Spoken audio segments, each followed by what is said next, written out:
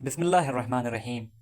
شیخ طوسی علیہ رحمہ نے اپنی کتاب الامالی جو دارالثقافہ سے چھپی ہوئی ہے، پہلا چاپ سن 1414 ہجری صفحہ نمبر 156 میں مظلومیت شہزادی کونین حضرت فاطمہ زہرا سلام اللہ علیہا کے متعلق حضرت علی سے روایت نقل کرتے ہیں۔ امیر المومنین فرماتے ہیں ان فاطمہ بنت رسول اللہ صلی اللہ علیہ وآلہ لم تزل مظلومتا من حقها ممنوعا وعن میراثها مدفوعا ولم تحفظ فيها وصية رسول الله صلی اللہ علیہ وآلہ ولا رعي فيها حقه ولا حق الله عز وجل وكفى بالله حاكما ومن الظالمين منتقما،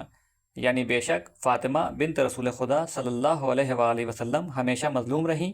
اپنے حق سے محروم رکھی گئیں اور اپنی میراث سے بے دخل کی گئیں۔ ان کے بارے میں رسول خدا صلی اللہ علیہ وآلہ وسلم کی وصیت پر عمل نہیں کیا گیا،